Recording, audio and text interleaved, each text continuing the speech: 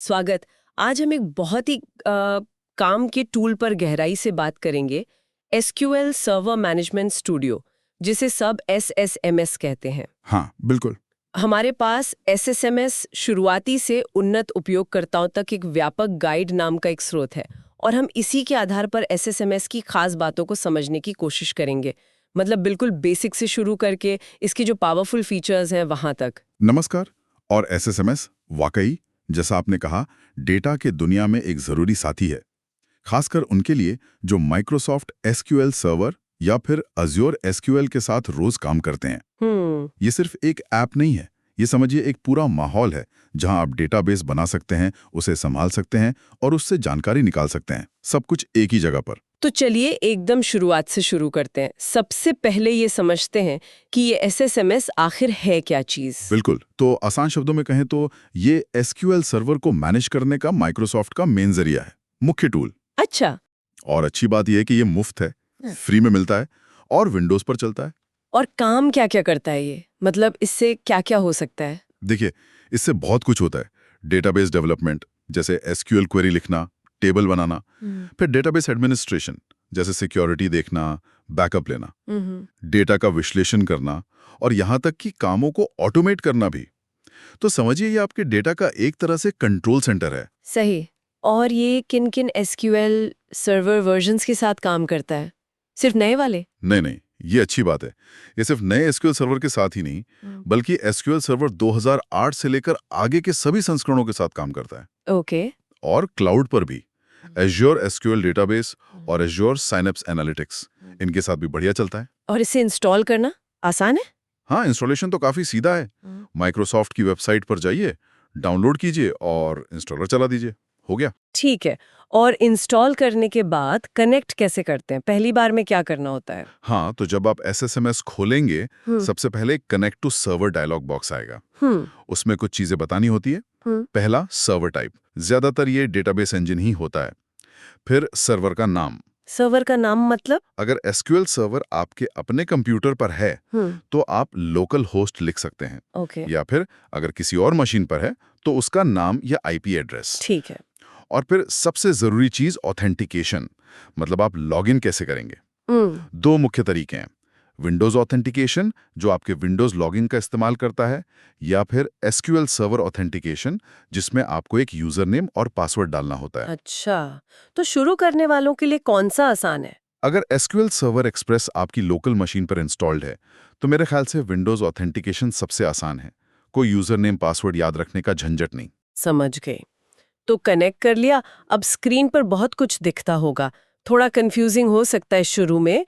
मुख्य हिस्से कौन से हैं जिन पर ध्यान देना चाहिए? हाँ, इंटरफेस को थोड़ा समझना जरूरी है।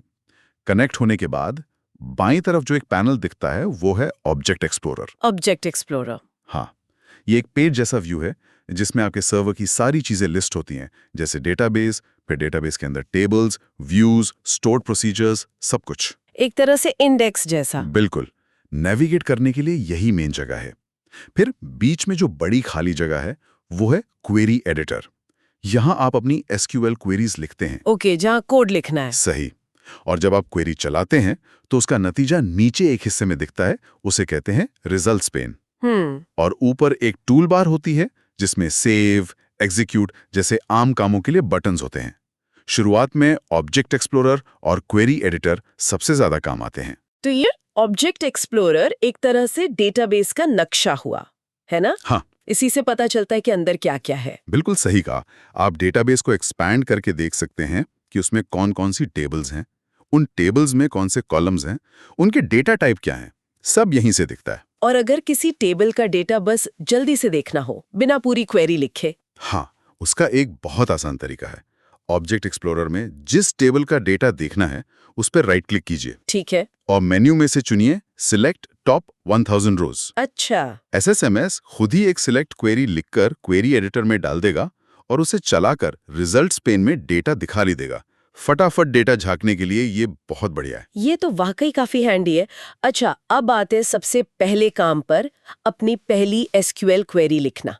मान लीजिए एक एम्प्लॉइज नाम की टेबल है और मुझे उसमें सारा डेटा देखना है, तो क्या लिखूंगी? बहुत आसान। क्वेरी एडिटर में लिखिए सिलेक्ट फ्रॉम एम्प्लॉइज। सिलेक्ट फिर स्टार फ्रॉम एम्प्लॉइज।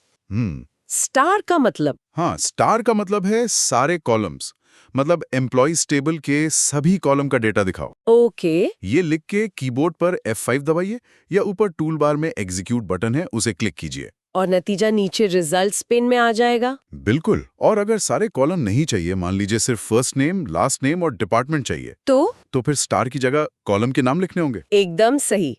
आप लिखेंगे select first name, last name, department from employees. जितने कॉलम चाहिए कॉमा लगाकर उनके नाम लिख दीजिए। ठीक है, ये तो समझ आ गया।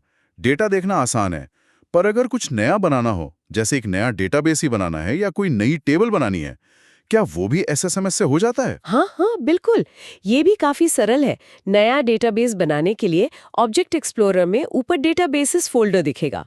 उस पर राइट क्लिक लीजिए और न्यू डेटाबेस चुनिए। एक विंडो खुलेगी, उसमें बस डेटाबेस का नाम दीजिए और ओके कर दीजिए। बन गया नया डेटाबेस। अरे वाह, ये तो आसान था। और टेबल? टेबल के लिए पहले ऑब्जेक्ट एक्सप्लोरर में अपना नया बनाया हुआ डेटाबेस खोलिए। उसके अंदर टेबल्स नाम का फोल्डर होगा। ठीक है। उस टेबल्स फोल्डर पर राइट क्लिक कीजिए और न्यू टेबल चुनिए। अच्छा, फिर क्या होगा? फिर एक टेबल डिजाइनर खुल जाएगा। ये एक विजुअल टूल है। इसमें आप एक-एक करके कॉलम जोड़ सकते हैं। हर कॉलम का नाम देना होगा, उसका डेटा टाइप चुनना होगा, डेटा टाइप मतलब? जैसे नंबर या टेक्स्ट। हाँ, जैसे पूरी संख्याओं के लिए INT, टेक्स्ट के लिए varchar 50, मतलब 50 अक्षर तक का टेक्स्ट, या डेट, तारीख के लिए। बहुत सारे टाइप होते हैं। हम्म। यहीं पर आप ये भी बता सकते हैं कि कौन सा कॉलम प्राइमरी की है। प्राइमरी की मतलब उस कॉलम की वैल्यू हर रो के लिए यूनिक होगी, जैसे एम्प्लॉय आईडी या कस्टमर आईडी। अच्छा, ये यूनिकनेस के लिए। हाँ, डिजाइन पूरा करके उसे सेव कीजिए, टेबल का नाम दीजिए और आपकी टेबल तैयार है। शुरुआत में ये डिजाइनर काफी मददगार होता है, कोड याद रखने की जरूरत नहीं पड़ती। ये बात तो है। तो डेटा देखना और बेसिक चीजें बनाना तो ठीक है, लेकिन डेटा का असली मजा तो तब है जब उसे जोड़ तोड़कर कुछ मतलब की जानकारी निकाले, मतलब सिर्फ सिलेक्ट से आगे बढ़कर। हाँ बिल्कुल, यहीं पर मध्यवर्ती स्तर की चीजें जैसे जॉइंस और एग्रीगेशंस काम आती हैं। जॉइंस, ये क्या होता है? मान लीजिए आपके पास दो टेबल्स हैं। एक में कर्मचारियों की जानकारी है, एम्प्लॉइज, और दूसरी में उनकी सेल्स। अब आप जानना चाहते हैं कि हर डिपार्टमेंट ने कुल कितनी सेल्स की हैं। ये तो काम की चीज है। तो इसके लिए आपको एम्प्लॉइज टेबल और सेल्स टेबल को ज्वाइन करना पड़ेगा किसी कॉमन कॉलम पर, जैसे डिपार्टमेंट आईडी पर। इसके लिए इनर ज्वाइन जैसी कमांड होती है। अच्छा, दोनों टेबल को मिलाना है एक तरह से। हाँ, तो सेल्स जोड़ने के लिए आप SOM फंक्शन का इस्तेमाल करेंगे और नतीजों को डिपार्टमेंट के हिसाब से ग्रुप करने के लिए ग्रुप बाय क्लॉज का। ओह, तो ये क्वेरी थोड़ी लंबी होगी। हाँ, थोड़ी सी, जैसे कुछ ऐसी। Select D.department name sum of S.sale amount from departments D in a join sales S on D.department ID is equal to S.department ID group by D.department name। बाप रे, पर इससे काम की जानकारी मिल जाएगी? बिल्कुल, ये सिर्फ डेटा देखना नहीं है, ये डेटा से इंसाइट निकालना है। सम के अलावा काउंट गिनने के लिए, एवरेज औसत निकालने के लिए, मिन मैक्स जैसे कई और एग्रीगेशन फंक्शन होते हैं। सही कहा। अच्छा, एक और जरूरी चीज, सुरक्षा। डेटा को गलत हाथों में जाने से बचाना, इसमें SSMS कैसे मदद करता है? सुरक्षा, हाँ, ये बहुत ही महत्वपूर्ण पहलू है। SSMS में आप कई स्तरों पर सुरक्षा मैनेज कर सकते हैं। सबसे पहले तो सर्वर लेवल पर लॉगिन्स होते हैं। लॉगिन्स? हाँ, ये आप ऑब्जेक्ट एक्सप्लोरर में सिक्योरिटी फोल्डर के अंदर लॉगिन्स में बनाते हैं। लॉगिन ये तय करता है कि कौन आपके SQL सर्वर से कनेक्ट कर सकता है। अच्छा, मतलब एंट्री पास जैसा। हाँ, कह सकते हैं। फिर हर डेटाबेस के अंदर आप इन लॉगिन्स को यूजर से मैप करते हैं। ये डेटाबेस के सिक्योरिटी फोल्डर में यूजर्स में होता है। तो लॉगिन सर्वर के लिए और यूजर डेटाबेस के लिए? बिल्कुल। और फिर आप उस यूजर को परमिशंस देते हैं, यानी इजाजत देते हैं कि वो उस डेटाबेस में क्या-क्या कर सकता है। सिर्फ डेटा पढ़ सकता है या डेटा बदल भी सकता है या टेबल बना सकता है। ये परमिशन कैसे देते हैं? एक-एक करके? दे सकते हैं, लेकिन बेहतर तरीका है रोल्स का इस्तेमाल करना। SQL सर्वर में पहले से बने हुए कुछ रोल्स होते हैं, जैसे DB डेटा रीडर सिर्फ पढ़ने के लिए, DB डेटा राइटर लिखने के लिए, और DB ओनर मतलब सब कुछ करने की इजाजत। आप यूजर को इनमें से किसी रोल में डाल सकते हैं। तो बस रोल असाइन कर दो। हाँ, और सबसे जरूरी सिद्धांत है कम से कम विशेषाधिकार का। मतलब किसी भी यूजर को सिर्फ उतनी ही परमिशंस दें जितनी उसके काम के लिए वाकई जरूरी है, फालतू की परमिशन नहीं। इससे गलती या गलत इरादे से होने वाले नुकसान का खतरा बहुत कम हो जाता है। ये तो बहुत जरूरी बात है। लीस्ट प्रिविलेज याद रखूंगी। अच्छा, और बैकअप? डेटा खोने का डर तो हमेशा रहता है। बैकअप? हाँ, ये तो शायद सबसे ज्यादा जरूरी चीज है डेटाबेस मैनेजमेंट में। सोचिए अगर आपकी हार्ड डिस्क क्रैश हो जाए या कोई गलती से डिलीट कमांड बिना वेयर क्लॉज के चला दे, तो सारा डेटा गया। बिल्कुल। ऐसे में बैकअप ही आपका सहारा है। एसएसएमएस में बैकअप लेना बहुत आसान है। जिस डेटाबेस का बैकअप लेना है उस पर ऑब्जेक्ट एक्सप्लोरर में राइट क्लिक करें, ठीक है। फिर टास्क्स में जाएं और वहां बैकअप का ऑप्शन मिलेगा। उस पर क्लिक करने पर एक विंडो खुलेगी। वहां आप बता सकते हैं कि बैकअप फाइल कहां सेव करनी है और किस तरह का बैकअप लेना है। किस तरह का मतलब? कई तरह के होते हैं क्या? हाँ, मुख्य रूप से 3 तरह के होते हैं। फुल बैकअप, जो पूरे डेटाबेस का बैकअप लेता है, ये बेसलाइन की तरह होता है। ओके। फिर होता है डिफरेंशियल बैकअप। ये सिर्फ पिछले फुल बैकअप के बाद जो डेटा बदला है उसका बैकअप लेता है। ये साइज में छोटा होता है और जल्दी हो जाता है। अच्छा। और तीसरा होता है ट्रांजैक्शन लॉग बैकअप। ये सिर्फ तब ले सकते हैं जब आपका डेटाबेस फुल या बल्क लॉग्ड रिकवरी मॉडल में हो। ये ट्रांजैक्शन लॉग के भरे हुए हिस्से का बैकअप लेता है, जिससे आप डेटा को किसी खास पॉइंट इन टाइम तक रिकवर कर सकते हैं। ओह, तो ये तो बहुत डिटेल में रिकवरी देता होगा। हाँ, बिल्कुल। आपको कौन सा बैकअप रूटीन अपनाना है यह आपकी जरूरत पर निर्भर करता है। लेकिन एक बात पक्की है, नियमित रूप से बैकअप लेना अनिवार्य है। सही बात है। बैकअप के बिना तो काम ही नहीं चलना चाहिए। अच्छा, ये तो हो गई जरूरी मगर शायद थोड़ी रूटीन वाली बातें। अब उन लोगों की बात करते हैं जो एसएसएमएस में एकदम प्रो बनना चाहते हैं, पावर यूजर्स। उनके लिए एसएसएमएस में क्या खास है? हाँ, अब आते हैं एडवांस चीजों पर। यहाँ सबसे पहले नाम आता है T-SQL स्क्रिप्टिंग का। T-SQL? ये एसक्यूएल से अलग है। T-SQL का मतलब है ट्रांजैक्ट एसक्यूएल। ये एसक्यूएल का ही एसक्यूएल सर्वर वाला वर्जन है, लेकिन इसमें प्रोग्रामिंग जैसी ज्यादा क्षमताएं हैं। Variables, loops, conditional logic, error handling, ये सब कर सकते हैं। अच्छा, तो ये सिर्फ डेटा निकालने के लिए नहीं है? नहीं, बिल्कुल नहीं। T-SQL से आप बहुत शक्तिशाली चीजें बना सकते हैं, जैसे स्टोर्ड प्रोसीजर्स। Stored procedures? हाँ, ये पहले से लिखे हुए और कंपाइल्ड किए हुए TSQL कोड के ब्लॉक होते हैं, जिन्हें आप नाम देकर सर्वर पर सेव कर सकते हैं। फिर आप उन्हें जब चाहें नाम से कॉल करके चला सकते हैं। फायदा क्या है इसका? कई फायदे हैं। कोड दोबारा इस्तेमाल हो जाता है, परफॉर्मेंस बेहतर होती है क्योंकि कोड पहले से कंपाइल्ड होता है, और सिक्योरिटी भी बेहतर होती है क्योंकि आप यूजर को सीधे टेबल एक्सेस देने की बजाय सिर्फ प्रोसीजर चलाने की परमिशन दे सकते हैं। जैसे किसी कर्मचारी का रिकॉर्ड अपडेट करने का एक प्रोसीजर बना दिया। समझ आ रहा है। और क्या है TSQL में? फिर आते हैं ट्रिगर्स। ट्रिगर भी TSQL कोड होते हैं, लेकिन ये अपने आप चलते हैं। अपने आप? कब?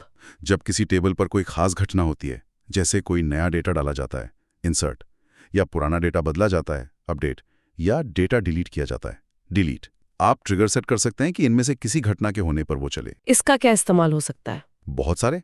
जैसे ऑडिटिंग के लिए, जब भी कोई डेटा बदले तो एक अलग लॉग टेबल में उसकी एंट्री हो जाए, या फिर कोई रूल लागू करने के लिए जो डेटाबेस कंस्ट्रेंट से ना हो पाए। अच्छा, और फंक्शंस भी होते हैं क्या? हाँ, यूजर डिफाइंड फंक्शंस भी बना सकते हैं। ये भी TSQL कोड होते हैं जो कोई गणना करके एक वैल्यू लौटाते हैं। आप इन्हें अपनी सेलेक्ट क्वेरीज में इस्तेमाल कर सकते हैं, जैसे आप SUM या AVG इस्तेमाल करते हैं। तो TSQL से तो डेटाबेस के अंदर काफी कुछ ऑटोमेट और कस्टमाइज किया जा सकता है। बिल्कुल, ये SSMS और SQL सर्वर की असली ताकत है। और ऑटोमेशन की बात करें तो क्या रोजमर्रा के काम जैसे रात को बैकअप चलाना या हफ्ते में इंडेक्स रीबिल्ड करना, ये सब अपने आप हो सकता है? हाँ, उसके लिए SQL सर्वर एजेंट है। ये SSMS में ऑब्जेक्ट एक्सप्लोरर में नीचे की तरफ दिखता है। SQL server agent? जी, ये SQL सर्वर का अपना जॉब शेड्यूलिंग सिस्टम है। आप इसमें जॉब्स बना सकते हैं।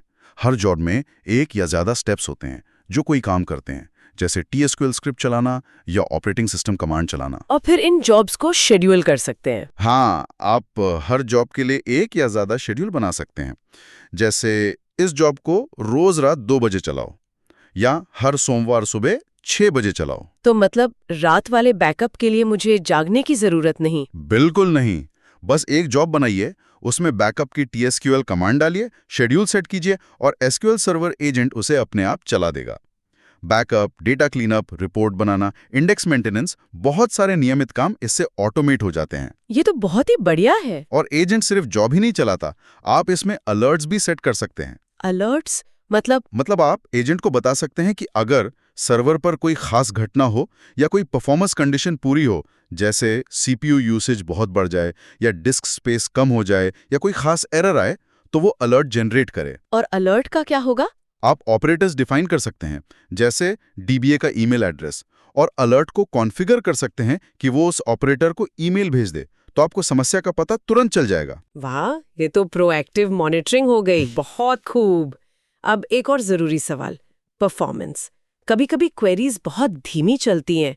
क्या SSMS इसमें मदद करता है कि पता चले क्यों धीमी है और उसे तेज कैसे करे? हाँ, परफॉर्मेंस ट्यूनिंग के लिए SSMS में कई अच्छे टूल्स हैं। शायद सबसे महत्वपूर्ण है एग्जीक्यूशन प्लान देखने की क्षमता। Execution plan? ये क्या होता है? जब आप कोई SQL क्वेरी लिखते हैं, तो SQL सर्वर ये तय करता है कि उस क्वेरी को चलाने का सबसे अच्छा तरीका क्या है, कौन सी टेबल पहले पढ़नी है, कौन सा इंडेक्स इस्तेमाल करना है, डेटा को कैसे ज्वाइन करना है। ये पूरा प्लान एग्जीक्यूशन प्लान कहलाता है। और इसे हम देख सकते हैं? हाँ, क्वेरी एडिटर में अपनी क्वेरी लिखने के बाद आप या तो Ctrl+M दबा सकते हैं या टूल बार में एक बटन होता है, डिस्प्ले एस्टिमेटेड एग्जीक्यूशन प्लान या इंक्लूड एक्चुअल एग्जीक्यूशन प्लान। अच्छा, फिर? जब आप क्वेरी चलाएंगे, अगर एक्चुअल प्लान चुना है, तो रिजल्ट्स पाने के साथ एक नया टैब आएगा, एग्जीक्यूशन प्लान नाम से। ये एक ग्राफिकल नक्शा दिखाता है कि SQL सर्वर ने क्वेरी कैसे चलाई। इसमें क्या देखना होता है? इसमें देखना होता है कि प्लान के किस हिस्से में सबसे ज्यादा कॉस्ट, मेहनत लग रही है। अगर आपको कहीं टेबल स्कैन या इंडेक्स स्कैन दिख रहा है और उसका कॉस्ट बहुत ज्यादा है, तो ये एक इशारा है कि शायद वहां इंडेक्स की जरूरत है या मौजूदा इंडेक्स ठीक नहीं है। अच्छा, तो ये बॉटलनेक ढूंढने में मदद करता है? बिल्कुल। एग्जीक्यूशन प्लान देखकर आप समझ सकते हैं कि आपकी क्वेरी क्यों धीमी है और उसे बेहतर बनाने के लिए क्या करना चाहिए, जैसे सही इंडेक्स बनाना या क्वेरी को थोड़ा बदल कर लिखना। और कोई टूल है परफॉर्मेंस के लिए? हाँ, SSMS में एक्टिविटी मॉनिटर भी है। इसे ऑब्जेक्ट एक्सप्लोरर में सर्वर पर राइट क्लिक करके खोल सकते हैं।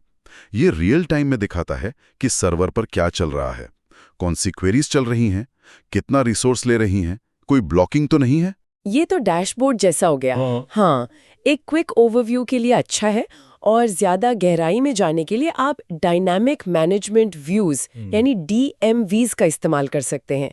ये सिस्टम व्यूज होते हैं जिन्हें आप T-SQL से क्वेरी करके सर्वर की अंदरूनी परफॉर्मेंस मैट्रिक्स निकाल सकते हैं।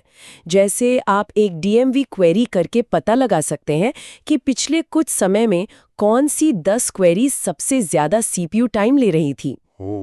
तो DMVs से तो बहुत जानकारी मिल सकती है। हाँ, परफॉर्मेंस ट्यूनिंग में DMVs बहुत पावरफुल हैं। ये सब तो बहुत बढ़िया है। हमने अभी तक ज्यादातर ऑन प्रेमाइजेज SQL सर्वर की बात की, मतलब जो अपने ही सर्वर पर चलता है। क्या ये सब क्लाउड में भी उतना ही काम का है, जैसे Azure SQL के साथ? बिल्कुल, ये SSMS की एक और बड़ी खूबी है। ये Azure SQL डेटाबेस और Azure Synapse Analytics, जो क्लाउड डेटा वेयरहाउस है, के साथ भी उतने ही अच्छे से काम करता है। कनेक्ट करने का तरीका वही है, लगभग वही। कनेक्ट टू सर्वर डायलॉग में सर्वर टाइप डेटाबेस इंजन ही रहेगा। सर्वर नाम की जगह आपको Azure SQL सर्वर का पूरा नाम डालना होगा, जो कुछ ऐसा दिखता है, yourserver.database.windows.net। अच्छा, पूरा एड्रेस? हाँ, और ऑथेंटिकेशन के लिए Azure में ज़्यादातर SQL सर्वर ऑथेंटिकेशन इस्तेमाल होता है। तो आपको यूजर नेम और पासवर्ड डालना होगा जो आपने Azure पोर्टल में सेट किया था। और कनेक्ट होने के बाद सब कुछ वैसे ही दिखेगा। हाँ, एक बार कनेक्ट हो गए तो ऑब्जेक्ट एक्सप्लोरर में आपका Azure डेटाबेस दिखेगा। आप क्वेरी एडिटर में क्वेरी चला सकते हैं, टेबल बना सकते हैं, व्यूज देख सकते हैं। सब कुछ वैसा ही लगेगा जैसे आप लोकल सर्वर पर काम कर रहे हो। क्या Azure की कुछ खास चीजें भी मैनेज हो सकती हैं SSMS से? हाँ, कुछ हद तक। आप Azure SQL डेटाबेस के फायरवॉल नियम SSMS से मैनेज कर सकते हैं। इलास्टिक पूल अगर इस्तेमाल कर रहे हैं तो उसकी कुछ सेटिंग्स देख सकते हैं। परफॉर्मेंस मॉनिटरिंग के लिए भी कुछ Azure स्पेसिफिक चीजें दिखती हैं। तो ये हाइब्रिड माहौल के लिए बहुत अच्छा है। सही है, मतलब एक ही टूल से लोकल और क्लाउड दोनों मैनेज हो सकते हैं। जी हाँ। ये तो भविष्य के लिए भी तैयार लगता है। अच्छा, इतने सारे फीचर्स हैं, क्या इसे थोड़ा अपनी पसंद के मुताबिक ढाला जा सकता है? मतलब कस्टमाइज करने के ऑप्शंस हैं क्या? हाँ, कुछ हद तक कस्टमाइजेशन मुमकिन है। जैसे आप टूल्स मेन्यू में ऑप्शंस में जाकर कीबोर्ड शॉर्टकट्स बदल सकते हैं। अगर आपको कोई खास कमांड बार बार इस्तेमाल करनी होती है तो आप उसका शॉर्टकट अपनी पसंद का रख सकते हैं। अच्छा, कीबोर्ड वालों के लिए बढ़िया है। और एक और चीज़ है, टेम्पलेट एक्सप्लोरर। इसे आप व्यू मेन्यू से खोल सकते हैं। इसमें TSQL कोड के बने बनाए टेम्पलेट्स होते हैं कॉमन कामों के लिए, जैसे टेबल बनाने का टेम्पलेट, प्रोसीजर बनाने का टेम्पलेट। आप इनमें अपने खुद के टेम्पलेट्स भी बनाकर सेव कर सकते हैं। ओह, तो बार बार एक ही तरह का कोड लिखने की जरूरत नहीं। सही। और हाँ, आप SSMS का लुक भी बदल सकते हैं। टूल्स ऑप्शंस एनवायरनमेंट में जाकर आप थीम बदल सकते हैं। लाइट, डार्क या ब्लू थीम चुन सकते हैं। डार्क मोड, वो तो आजकल जरूरी है। हाँ, आंखों के लिए थोड़ा आसान रहता है। तो ये छोटे छोटे बदलाव हैं जो आपके काम करने के अनुभव को थोड़ा बेहतर बना सकते हैं। बिल्कुल। तो अब हमने SSMS के बारे में काफी कुछ जान लिया, बेसिक से लेके एडवांस तक। आखिर में इसे अच्छे से इस्तेमाल करने के लिए कुछ जरूरी बातें या कह लें बेस्ट प्रैक्टिसेस क्या होंगी जो लोगों को ध्यान में रखनी चाहिए? हाँ, कुछ बुनियादी नियम हैं जो हमेशा ध्यान में रखने चाहिए। पहला और सबसे जरूरी, नियमित रूप से बैकअप लें। इसे कभी ना भूलें। बैकअप बैकअप बैकअप, ठीक है। दूसरा, अपनी क्वेरीज को ऑप्टिमाइज करें। एग्जीक्यूशन प्लान देखें, जरूरत के हिसाब से इंडेक्स बनाएं और इस्तेमाल करें। धीमी क्वेरीज पूरे सिस्टम को धीमा कर सकती हैं। परफॉर्मेंस का ध्यान। तीसरा, सुरक्षा। हमेशा लीस्ट प्रिविलेज का सिद्धांत अपनाएं। किसी को भी जरूरत से ज्यादा अधिकार न दें। लॉगिन्स और यूजर्स को सावधानी से मैनेज करें। कम से कम अधिकार, सही। चौथा, डॉक्यूमेंटेशन रखें। SSMS में जनरेट स्क्रिप्ट्स नाम का एक बहुत अच्छा फीचर है। डेटाबेस पर right click, tasks, generate scripts. इससे आप अपने डेटाबेस के पूरे स्ट्रक्चर, टेबल्स, व्यूज, प्रोसीजर्स वगैरह का एक स्क्रिप्ट बनाकर सेव कर सकते हैं। ये डॉक्यूमेंटेशन के लिए और डिजास्टर रिकवरी के लिए बहुत काम आता है। अच्छा, ये जेनरेट स्क्रिप्ट्स याद रखना होगा। और पांचवा, SSMS को अपडेटेड रखें। माइक्रोसॉफ्ट नियमित रूप से इसके नए वर्जन रिलीज करता है जिनमें बग फिक्स होते हैं, परफॉर्मेंस सुधरती है और नई सुविधाएं भी जोड़ी जाती हैं। तो लेटेस्ट वर्जन इस्तेमाल करना अच्छा रहता है। ये तो बहुत अच्छे टिप्स है। तो कुल मिलाकर ये साफ है कि SSMS एक बहुत ही वर्सेटाइल और ज़रूरी टूल है। ये साधारण डेटा देखने से लेकर बहुत जटिल डेटाबेस मैनेजमेंट, डेवलपमेंट, सुरक्षा और यहाँ तक कि क्लाउड इंटीग्रेशन तक सब कुछ संभाल सकता है। ये वाकई हर स्तर के उपयोगकर्ता के काम आता है, चाहे वो नौसिखिया हो या एक्सपर्ट। बिल्कुल सही कहा। ये सिर्फ एक टूल नहीं है, ये SQL सर्वर इकोसिस्टम के साथ इंटरैक्ट करने का एक पूरा मंच है। आप छोटी मोटी खोजबीन से शुरुआत करके धीरे धीरे पूरे सिस्टम को एक्टिवली मैनेज और ऑप्टिमाइज करना सीख सकते हैं। जरूरी बात यह है कि सीखते रहें और अभ्यास करते रहें, क्योंकि इसमें जानने और करने के लिए हमेशा कुछ नया होता है। सही कहा। तो श्रोताओं के लिए एक सोचने वाली बात छोड़ जाते हैं। हमने देखा कि SSMS मौजूदा डेटा और परफॉर्मेंस को संभालने में कितना कारगर है, लेकिन क्या हम ऑटोमेशन का इस्तेमाल जैसे SQL सर्वर एजेंट जॉब्स और T-SQL स्क्रिप्ट्स का भविष्य का अनुमान लगाने के लिए भी कर सकते हैं? सोचिए, क्या ऐसे सिस्टम बनाए जा सकते हैं जो डेटा ग्रोथ के पैटर्न को समझें या संभावित परफॉर्मेंस समस्याओं को गंभीर होने से पहले ही पहचान लें? सिर्फ रिएक्टिव नहीं, बल्कि प्रोएक्टिव होने के बारे में इस पर विचार किया जा सकता है।